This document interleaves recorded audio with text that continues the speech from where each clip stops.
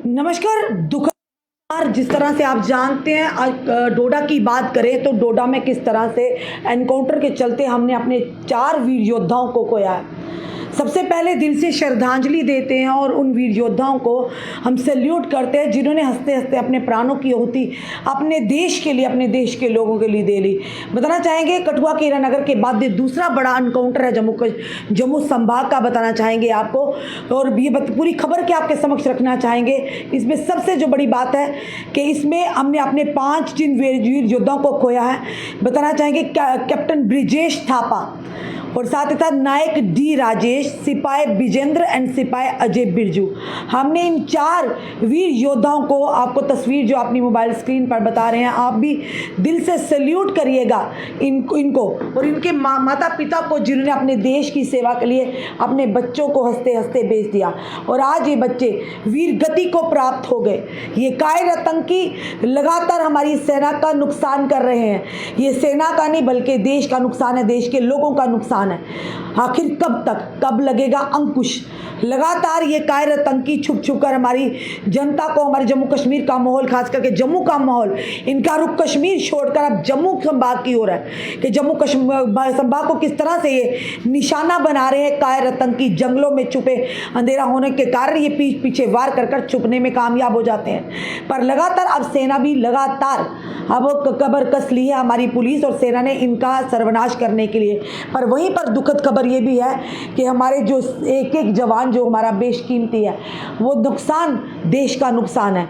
जम्मू कश्मीर के डोडा में मुठभेड़ में सेना के एक अधिकारी समेत 4 जवान वीरगति को प्राप्त हुए, जिनमें से कैप्टन ब्रिजेश थापा, जिनकी बैकग्राउंड, जिनके पिता भी लेफ्टिनेंट कर्नल थे, उसके बाद डी राजेश, सिपाही विजेंद्र एंड सिपाही अजय जो है वीरगति को प्राप्त हुए इस एनकाउंटर में। बताना चाहेंगे जम्मू कश्मीर में डोडा जिला के देसा जंगलों में सोमवार रात यानी कल रात मुठभेड़ के बाद एक यानी कि कैप्टन के अधिकारी जो कैप्टन थे सही 4 सेना कर्मियों की वीरगति को जो प्राप्त हुए। सूत्रों के अनुसार शाम करीब 7:45 पे डोडा के देसा जिला में के उड़न बागी और डेरी गोट के बीच गोलाबारी की आवाजें सुनाई दी। मुठभेड़ तब शुरू हुई जब जंगलों में छिपे आतंकवादियों ने अचानक सुरक्षा बलों के एक दल पर गोलाबारी शुरू कर दी जो इलाके में तलाशी ले रहे थे। सुरक्षा बलों ने जवाबी कार्रवाई की और दोनों पक्षों के बीच करीबी आधे घंटे तक गोलाबारी जारी रही। तब से आतंकवादियों की ओर से कोई भी गोलाबारी नहीं हुई है। ऐसा संदेह है कि इसमें 6 से 8 आतंकवादियों का समूह है जो शामिल है, जिनमें से विदेशी आतंकवादी भी शामिल थे, जो कि शुरू में बताई गई संख्या से कहीं अधिक थे।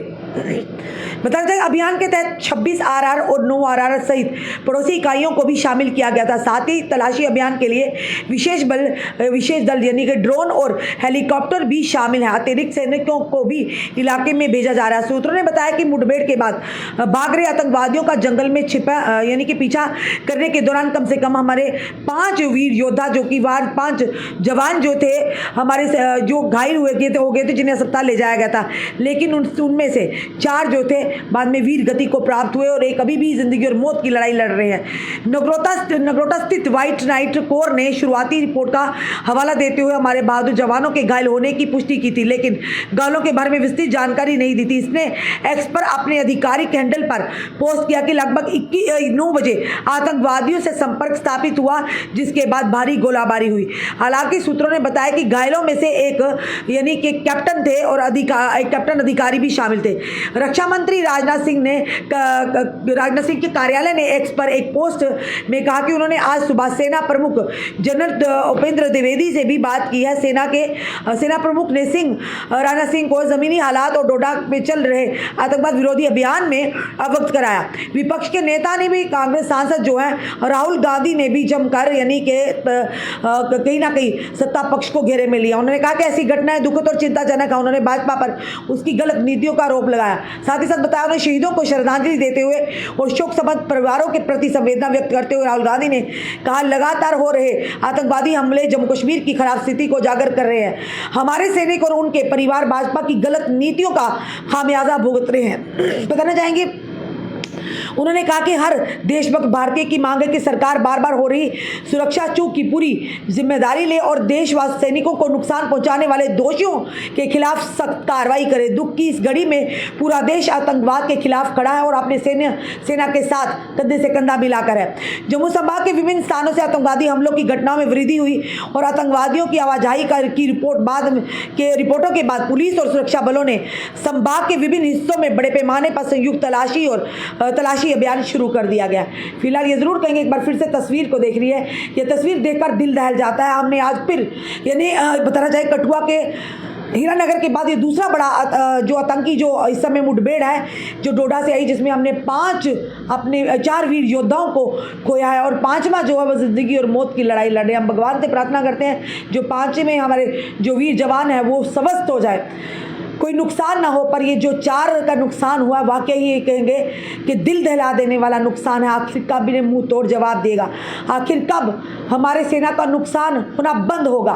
ये बहुत बड़ा नुकसान है, सिर्फ सेना का नहीं बल्कि ये देश का नुकसान है, देशवासियों का नुकसान है, आपका नुकसान है, हमारा नुकसान है। कुछ सोचिए, जो उन माता पिता ने जिन्होंने अपने बच्चों को, अपने इन यानी कि सपूतों को देश की सेवा के लिए भेजा है, आज वो वीर गति को प्राप्त हुए हैं। उन माँ बाप के का किस तरह का दर्द होगा वो आप भी समझ सकते हैं, हम भी समझ सकते हैं, जिन्हें अपने यानी कि देश की सेवा करते करते अपने देश के लिए, अपने देश का, अपने माँ बाप का नाम रोशन तो किया, पर वहीं पर देश के लोगों के लिए लड़ते लड़ते इन आतंकवादियों के यानी कि वीर गति को प्राप्त हो गए। हम प्रार्थना करते हैं कि बार बार हम यही कह रहे हैं कि ऊपर वाला हमारे सुरक्षा बलों को, हमारी जम्मू कश्मीर पुलिस को इतना बल दे कि इनका सर्वनाश कर दे। और भारत सरकार को भी अब कड़े कदम उठाने होंगे, रक्षा मंत्री राजनाथ सिंह जी को भी कड़े आदेश देने होंगे ताकि इन आतंकवादियों को और इनके हमायतों को नस्तो नाबूद कर सकें। फिलहाल ये कहेंगे लगातार आप देख रहे हैं जम्मू संभाग के अलग अलग इलाकों से, चाहे रियासी की बात करें, राजौरी की बात करें, पुंछ की बात करें, कठुआ की बात करें, लगातार ये आतंकवादी अपना सर फिर से उठा रहे हैं। पर वहीं पर हमारी सेना भी डटी हुई है, पुलिस भी डटी हुई, फिर भी ये आतंकवादी अब अलग यानी कि हमारी सेना को नुकसान पहुंचाने का और पीठ पीछे वार कर भाग जाने का प्रयास कर रहे हैं। हम उम्मीद करते हैं कि हमारी सेना को नुकसान ना हो, पर ये सेना हमारा देश की जो सेना है, हमारे जम्मू कश्मीर पुलिस है, इनका सर्वनाश ही करे आतंकवादियों का। फिलहाल ये दुखद समाचार कि जिन 4 वीर योद्धाओं को हमने खोया, हम दिल से उन्हें श्रद्धांजलि अर्पित करते हैं और देश इनकी इस कुर्बानी को सदैव याद रखेगा।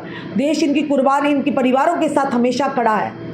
और हम उम्मीद करते हैं कि जल्द से जल्द भारत सरकार ऐसे कड़े कदम उठाएगी कि इन आतंकियों को, इनका नस्तो नबाद, इनका सर्वनाश करेंगे।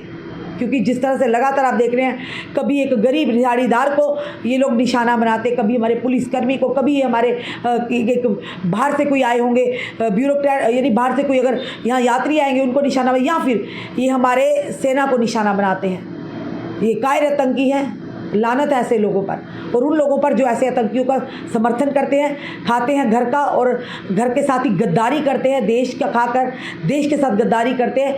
ये भी उतने ही सज़ा के पात्र हैं जितने कि एक आतंकवादी है, ये भी उनसे कम नहीं है। अब कड़े कदम उठाने होंगे, मुंह तोड़ जवाब देना होगा ऐसे लोगों को जो हमारे देश में रहकर हमारी देश का नुकसान कर रहे हैं, हमारी सेना का नुकसान कर रहे हैं। हम दिल से श्रद्धांजलि देते हैं और ये प्रार्थना करते हैं भगवान हमारे 4 उन वीर योद्धाओं को अपने चरणों में रखे, उन्हें यानी कि उनकी आत्मा को शांति दे, उनके परिवार को इस गम से लड़ने की शक्ति और ताकत दे।